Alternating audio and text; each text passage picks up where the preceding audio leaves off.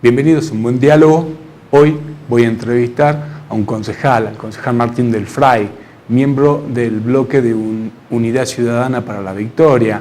Vamos a conversar con él, entre otros temas, el polémico tema de las antenas. Ayer hubo una reunión un poco rara en el Consejo Deliberante donde se trató dicho tema. También vamos a hablar con él cuál es la realidad política de la ciudad y cuál es su visión de la situación actual de la provincia de Salta.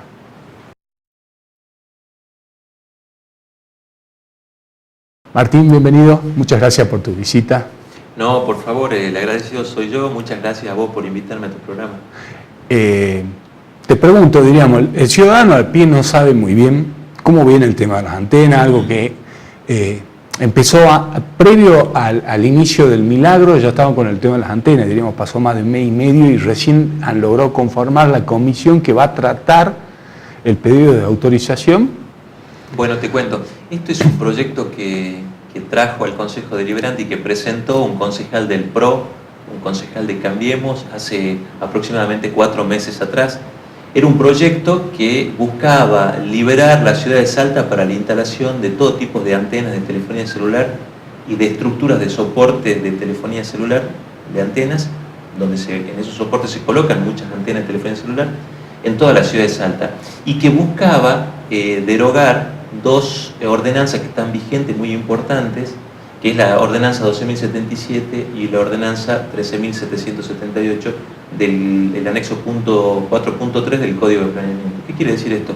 Que con un proyecto que tenía nada más que 16 artículos se quería derogar 2 ordenanzas que tienen entre las dos más de 65, 70 puntos y artículos, lo cual nos pareció a nosotros una locura querer intentar liberar la ciudad de Salta para que se ponga antenas de telefonía celular en postes de luz, azoteas de edificios, tanques de agua, clubes sociales y deportivos, en el casco histórico, en el micro, en el macrocentro y en predios que sean menores a 500 metros cuadrados. Entonces nos pareció que era excesivo y ni siquiera las empresas de telefonía celular hubieran hecho una ordenanza tan a la medida de las empresas de telefonía celular. ¿Qué quiero decir con esto? Que se beneficiaba en este proyecto de ordenanza totalmente a las empresas de telefonía celular. Nosotros, por suerte, con un grupo de concejales y junto a los vecinos autoconvocados de la ciudad de Salta, logramos frenarla y yo presenté un proyecto que es de mi autoría, solicitando la creación de la Comisión Especial para el Tratamiento de la Instalación de las antenas de telefonía celular. Bueno, se aprobó esta resolución, este proyecto de resolución, se conformó y tuvimos la primera reunión ayer en el Consejo Deliberante, donde los 12 presidentes de bloque del Consejo Deliberante votaron para elegir las autoridades y fue elegida por mayoría el presidente de la comisión, la concejala Mónica Torfe, y yo fui elegido como vicepresidente de esa comisión. Bueno, a partir de ahora vamos a comenzar a trabajar. La semana que viene tenemos un arduo trabajo durante toda la semana con esta comisión especial. Va a venir gente especialistas sobre el tema de la instalación de las antenas y de las ondas electromagnéticas de una fundación que existe en Buenos Aires que se llama Fundación Aleteia, que es la única fundación en la Argentina que se dedica al estudio de las ondas electromagnéticas. Es muy importante esta fundación porque es una fundación muy seria que tiene especialistas en ingenieros como el ingeniero del país. Martín, te hago una consulta. ¿En esto el INTI tiene alguna política el Estado dirigida hacia este sector, a donde reconoce este tipo de tecnología, cuál es nociva por una de las funciones que tiene que cumplimentar el INTI es precisamente esa? No, nosotros en la Argentina tenemos la ENACOM, que es el ente nacional de las comunicaciones. Ese ente, el ENACOM, que es un ente a nivel nacional, es quien se encarga de delimitar y dar los marcos normativos y legales de las telecomunicaciones, antenas de televisión, antenas de radio, antenas de telefonía celular. Sí, en cuanto diríamos es a la organización del sector. Ahora, en cuanto al uso de tecnología, el INTI es el... Sí, pero el INTI no tiene injerencia porque existe el ENACOM, eso a nivel nacional. Porque en cuanto a una fundación y el INTI, la verdad que la voz del INTI me sería mucho más... Claro, pero el INTI... Porque es la voz del Estado. Sí, yo te entiendo, pero el INTI, por ejemplo, no opina sobre las antenas de telefonía celular, sí la ENACOM. ¿Y el ENACOM en esto qué tipo de resoluciones tiene? Y el ENACOM... es un ente que, diríamos, nace de una manera medio rara, deroga una ley, un decreto, diríamos, algo que jurídicamente todavía es algo raro, ¿no? Es medio raro la creación del ENACOM en la Argentina. La verdad que yo tengo muchas dudas sobre la creación del ENACOM, si la han creado en beneficio de todos los ciudadanos y la población argentina o en beneficio de las empresas. De todas maneras, volviendo al tema de la antena, te hago esta consulta, porque el ciudadano de pie se dice, che, en todos los lugares del mundo hay 4G. Sí, claro. En todos los lugares del planeta hay antena, en todo. Ahora lo que no queremos es que hagan lo mismo que hacen siempre las empresas, las grandes corporaciones, que es traer tecnología vieja. Por supuesto. Ahí está el problema. Entonces, desde ese lugar, ¿qué es lo que va a instrumentar el Consejo Deliberante? Bueno, por ejemplo, cuando hablan de antenas saludables, le están mintiendo a la gente porque lo que quieren hacer las empresas de telefonía celular es colocar grandes estructuras de soporte para antenas, que son esas torres gigantescas que vemos nosotros por la calle, que tienen 45, 50 metros, y allí colocan antenas de telefonía celular, esas viejas antenas, esa vieja tecnología que son los platillos esos gigantes y las celdas esas grandes. Esos platillos y esas celdas tienen muchísima potencia. Tienen mucha potencia porque las empresas no quieren invertir. Entonces, si yo tengo que transmitir las ondas electromagnéticas o las ondas de celular desde el centro de la ciudad de Salta hasta San Lorenzo, y pongo una estructura de esa gigantesca y la pongo con mucha potencia, llega hasta San Lorenzo. Pero en realidad la potencia es lo que genera un daño en la salud de las personas. Como las empresas no quieren invertir, lo que deberían hacer es colocar varias torres de antenas más y seguir invirtiendo más dinero. Entonces ellos prefieren colocar una sola, poner mucha potencia, y eso es lo que pone en riesgo la salud de las personas. Y cuando hablan de antenas de 4 y 5G saludables, están mintiendo porque no he visto esas antenas todavía aquí en la ciudad de Salta. Son las que se usan en Estados Unidos y en los países de la Unión Europea. Son pequeñas antenas chiquititas que se ponen una por cuadra. Imagínense, las empresas invierten en Europa y en Estados Unidos como corresponde y tienen muy poca potencia. Entonces va transmitiendo la potencia y vivimos todos tranquilos y felices y contentos. No es lo que quieren hacer acá en Salta. Incluso no produce contaminación visual, ambiental, de ningún tipo. O sea, aquí lo que quieren hacer en Salta es colocar en los patios de los barrios humildes de la ciudad de Salta una torre de 50 metros y colocar los platillos con mucha potencia y poner en riesgo la salud de las personas. Está comprobado, es mentira que no está comprobado que producen un daño en la salud. Hay un estudio que terminó en agosto de 2017, hace muy poco, en Estados Unidos, que se hizo con ratones, donde se comprobó que al estar expuestas a las ondas electromagnéticas, las ratas sufrían alteraciones en las células de los órganos blandos y se le producía cáncer. Entonces, ya hay pruebas fehacientes de que producen un daño. Es por eso que nosotros vamos a traer a los especialistas, vamos a traer la semana que viene al ingeniero de FAIS, que presentó un proyecto a nivel nacional en la Cámara de Diputados de la Nación, vamos a traer al doctor Parera, y a la doctora González Rojo, que son especialistas sobre el tema para que hablen. ¿Qué dice la gente de la ENACOM? La gente de la ENACOM dice que las antenas son saludables. ¿Qué tipo de información tiene la ENACOM si ellos se dedican solamente a los aspectos técnicos de las telecomunicaciones? Claro. Los que tienen que hablar de la salud son los especialistas en la salud, son los médicos especialistas. Entonces, nosotros creamos esta comisión, que la preside la presidenta de la Comisión de Salud, que es Mónica Torfe, y yo estoy como vicepresidente y como presidente de la Comisión de Servicios Públicos, y me parece que allí radica sentarnos todas las partes a conversar. Yo estoy a favor de la conectividad, estoy a favor de la telecomunicación y de la tecnología, pero hay un derecho universal que es el derecho a la salud de las personas. Nosotros tenemos que tener conectividad, pero estando seguros de que no producen daño en la salud. ¿Cómo vamos a lograr esto? Con la regulación de potencia. Ayer el Consejo Deliberante, entre otros temas, trató el tema de la regulación de los espacios de las estaciones de servicio. ¿Cómo es el tema? Podríamos ver un tema que también es fundamental en cuanto a la economía de la ciudad. Cada vez hay menos estaciones de servicio, en los últimos años se habilitaron muy pocas, y ahora introducir una regulación que limite eso de nuevo, ¿no sería contraproducente? No me parece que sea contraproducente. Por el contrario, te voy a dar mi opinión. Me parece que es muy importante que se cumplan las ordenanzas que están vigentes y que se regule los espacios como corresponden. Te cuento porque hay una estación de servicio que está, por ejemplo, en la calle Belgrano y Siria. Hace como 25 años que está autorizada esa estación de servicio. La culpa no la tienen los dueños de la estación de servicio, sino quienes autorizaron la estación de servicio. Vos fijate que los autos que llegan a esa estación de servicio a cargar gas hacen la cola sobre la calle. Sobre, la calle Siria. Bueno, cuando éramos chicos estaban las estaciones, en las estaciones de servicio en la plaza, dos surtidores, y parabas ahí al costadito de la plaza. Bueno, eso era cuando la ciudad de Salta era una ciudad que no tenía el parque vehicular que tiene ahora, que era una ciudad mucho más chica. Nosotros tenemos una ciudad hoy de 650.000 habitantes y recibimos todos los días más de 300.000 personas que vienen de Cerrillo, de Rosario de Lerma, de Campo Quijano, que vienen a trabajar o a estudiar a la ciudad de Salta. O sea, que todos los días en nuestra ciudad se mueven 1 millón de personas, con todo lo que eso acarrea. Entonces tenemos que empezar a ordenar. Hay otra estación de servicio que está en la España y Bolívar hace muchísimos años también. Yo voy a cargar nafta ahí a veces, cuando hay cola tenemos que parar sobre la calle España. Esto... Si venís por Bolívar, para ahí un poquito ahí en la esquina, también del otro lado. Esto hace que la ciudad se vuelva más insegura y más peligrosa. Entonces, ahora, ninguna de estas va a perder su habilitación. No, las nuevas habilitaciones se van a adecuar a la nueva ordenanza. Exactamente, me parece que no. Me parece que lo que hay que hacer es, hay derechos que ya son adquiridos. Exacto. Me parece que lo que hay que hacer, hay que empezar a reordenar la ciudad. Vivimos en un caos vehicular todos los días los salteños que nadie se lo merece. Sí, hace poco una de las cosas que también, sobre una de las principales avenidas de Salta, abrieron una rotonda para el acceso a un supermercado, ¿no?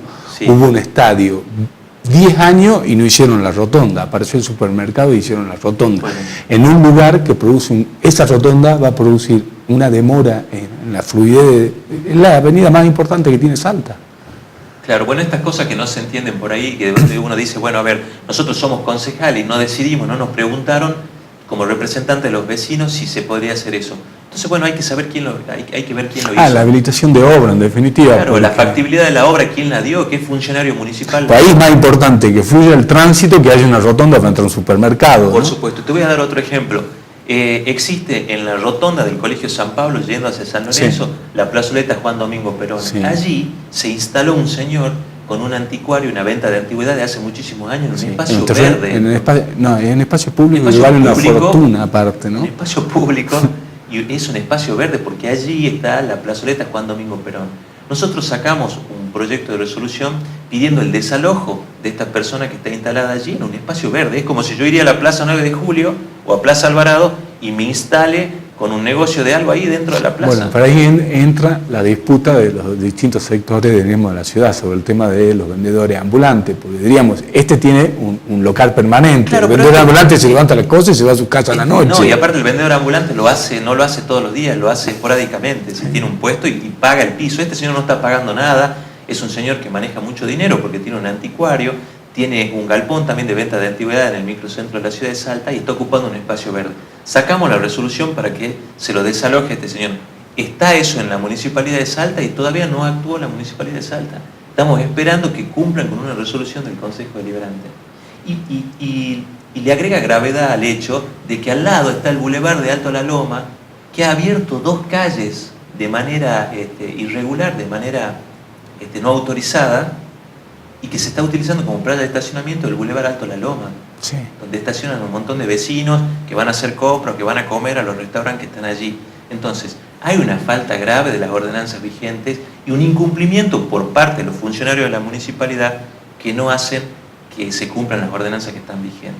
Entonces, si no lo desalojan a este señor de allí de la plazoleta Juan Domingo Perón, vamos a tener que ir a la ciudad judicial, presentar una denuncia penal a los funcionarios de la municipalidad por incumplimiento de los deberes de funcionario público y vamos a tener que llevar esta cuestión a otro nivel. Sí, el tema del ordenamiento es una de las principales funciones que tiene el municipio. La verdad que hay algunos aspectos que son criticables y otros aspectos que son buenos, como en toda gestión, ¿no? Por supuesto. ¿Cómo viene el tema político en la ciudad de Salta? ¿Cómo ve el Frente Ciudadano para la Victoria las próximas elecciones? Bueno, nosotros en nuestro sector político seguimos estando en el lugar donde siempre dijimos estar, ¿no? Del lado de la gente, del lado de la igualdad, del lado de la inclusión social y de la equidad.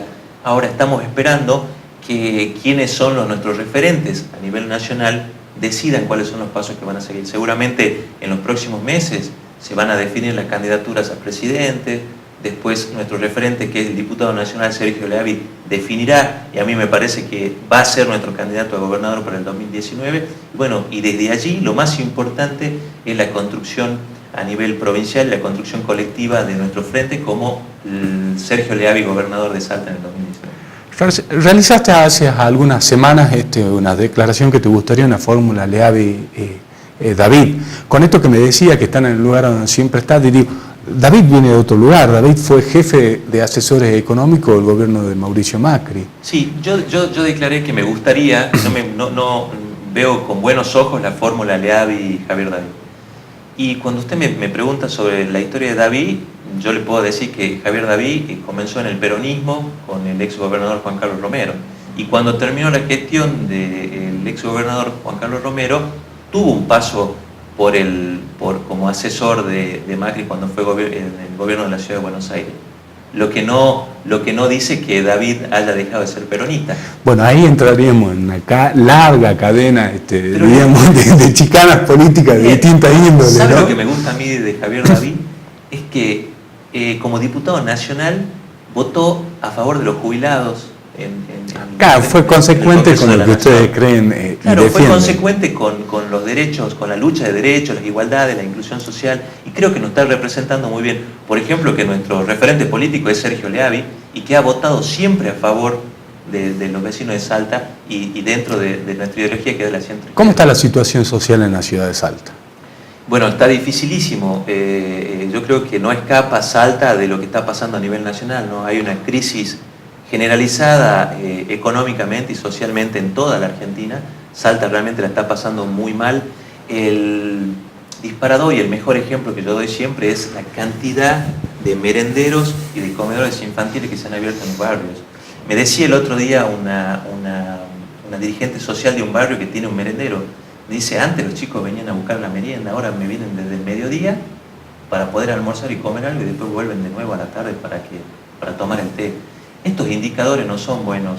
La gente hace 3 años atrás hablaba de dónde se iba a ir los domingos en la mesa, hablaba de dónde se iba a ir de vacaciones, si iba a cambiar el auto, todo. Hoy la gente los domingos habla que no puede llegar a fin de mes, que no puede pagar las tarifas de la luz, el agua y el gas, que han subido 1.500, 1.600, hasta 2.000%. Hoy ir a cargar nafta es realmente algo complicado, ¿no? Uno llenar el tanque hoy en la Argentina con el precio que tiene la nafta es terrible. Entonces, bueno, la crisis esta se ha generalizado en todos los sectores. La política, ha habido una devaluación del salario promedio. Fíjese que en el año 2015 Argentina tenía el mejor salario promedio de toda Latinoamérica. Y hoy, 3 años después nada más, 3 años del gobierno de Mauricio Macri, estamos en el puesto 9, en esto, mirá, el penúltimo lugar. En esto que hablábamos recién de las antenas, cualquiera que no sea kirchnerista te diría en el acto, bueno, pero Debido tuvo 12 años a su cargo la comunicación, entre otras cosas, la regulación de las compañías telefónicas, y la verdad que no hicieron nada, ¿no? Sí, la verdad que yo no... Fue uno de los grandes déficits. Lo peor que hizo el kirchnerismo se llama Julio Debido, digamos, ese ministerio completito, lo peor que hicieron. Y en el tema de comunicaciones realmente nada, no controlaron ni por un segundo a las empresas de telefonía. Yo debo serle sincero, yo no fui parte del gobierno kirchnerista a los 12 años, yo vengo de la parte privada, siempre fui kirchnerista, pero militante kirchnerista, no fui parte del gobierno a los 12 años, yo entré en el kirchnerismo como político cuando ya no éramos gobierno, o sea, a mí me tocó la más difícil. Pero si quiere que hablemos de la gestión de Debido, y me parece que el gobierno de Cristina Fernández de Kirchner y el gobierno de Néstor Kirchner tuvo un enfrentamiento histórico, mediático con el Grupo Clarín, y yo creo que eso afectó también al desarrollo de telecomunicaciones en Argentina. Me habla del enfrentamiento con el Grupo Clarín. Yo lo que veo es que la ley de medios, que no era una mala ley, una vez que lo nombraron a Martínez Batela, se paró, no hicieron nada más. Lo único que hicieron es hacer prensa, porque uno de los aspectos más importantes que tenía esa ley era el tema de las antenas. Sí, yo creo que el kirchnerismo tuvo... Y la conectividad, y no lo hicieron. Por supuesto, yo creo que el kirchnerismo claramente tuvo muchos aciertos, sobre todo en política de derechos humanos, en política de derechos a la gente, de planes sociales, en política de inclusión social y de igualdad. Y también hay que hacer un mea culpa que tuvimos algunos déficits y algunos errores. Por Creo que es lo racional hacia la política. Totalmente. Yo siempre que hablo con los compañeros de mi sector político, siempre digo, intento de que hagamos un mea culpa y que saquemos lo mejor de los gobiernos kirchneristas, pero que también reconozcamos que tuvimos errores. Tuvimos muchos errores también en la forma de comunicar las cosas que hizo el gobierno. Si el gobierno de Cristina Fernández de Kirchner hubiera sido más ordenado, más claro y más hábil para comunicar todo lo que se le estaba dando a la sociedad, yo creo que Mauricio Macri no hubiera sido presidente. En esa frase hay un subestimar de la gente, ¿no? Y eso es típico de la dirigencia política, porque la gente sabe cuándo está mejor y cuándo está peor, diríamos. No necesita que se lo diga nadie por televisión. Sabe cuando le llega una obra al barrio, sabe cuando el celular no le funciona en ningún lado, sabe cuando la ciudad es un caos, cuando cambia su auto, cuando creció, cuando cambian los hábitos sociales, el comedor, o sea, la gente lo sabe. En eso yo creo que el kirchnerismo hizo un discurso y se lo creyó a sí mismo, ¿no?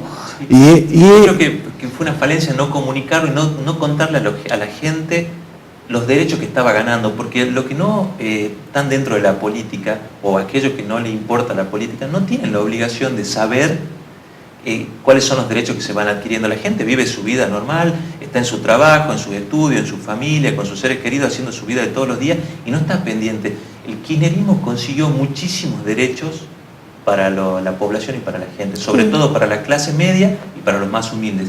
Y no lo supimos quizás comunicar para contarle a la gente. No, hay reivindicaciones también que las minorías también estaban buscando, incluyéndola dentro del aspecto democrático, cosa que es algo cierto. Las cosas buenas del kirchnerismo fueron las cosas buenas, sí. Y las cosas malas, y bueno, fueron las cosas malas. Pero fueron mucho más las cosas buenas que las cosas malas. Eso lo valora la sociedad siempre en cada elección, ¿no? En definitiva, cuando va y pone el voto a favor de ese sector, está valorando lo que se hizo o no valorándola. Por supuesto que sí. Y fíjese que cuando Mauricio Macri termine su gobierno en diciembre de 2019, Argentina va a quedar con 200.000 millones de dólares de deuda externa, con una inflación del 45%, con un desempleo que está por arriba de los 10 puntos. Ya en el Gran Buenos Aires hay 12,5 de desempleo, 9,6 en toda la Argentina. Vamos a pagar en 2019 600.000 millones de pesos de intereses de la deuda externa. O sea, es mayor los intereses de la deuda externa que vamos a pagar en 2019 que el presupuesto de educación. Sí, entender un recorte de 600.000 millones de pesos cuando se está pagando lo mismo en intereses, diríamos, una bestialidad, algo inexplicable, ¿no? Para cualquiera, incluso para aquellos que quieren de algún lado defender este gobierno, ese tipo de cosas lo hacen imposible. El gobierno realmente ha fracasado. Tener un pago de intereses de la deuda externa más alto que el presupuesto de educación de un país y un presupuesto de ciencia y tecnología es gravísimo. Los países que más crecieron en la historia del mundo en los últimos 50 años, que fueron Alemania y Japón, fueron los países que más invirtieron en educación. Sí, Corea también, ciencia y Australia, Canadá. Y podríamos hacer una lista grande. Sí, los países que más invirtieron en ciencia, tecnología y educación. Ciencia y tecnología. Sí. Y este gobierno paga solamente intereses de deuda 6 veces más que el plan social más importante, que es la asignación universal por hijo, que es 100.000 millones de pesos por año. Es una locura lo que ha hecho. Este gobierno realmente ha fracasado y nos ha llevado a la crisis social y económica que estamos viviendo hoy en Argentina. Martín, te agradezco tu visita, ¿no? Siempre es interesante charlar de los temas de la ciudad. Bueno, muchísimas gracias. El agradecido soy yo porque vos me has invitado a tu programa. A todos ustedes, muchas gracias.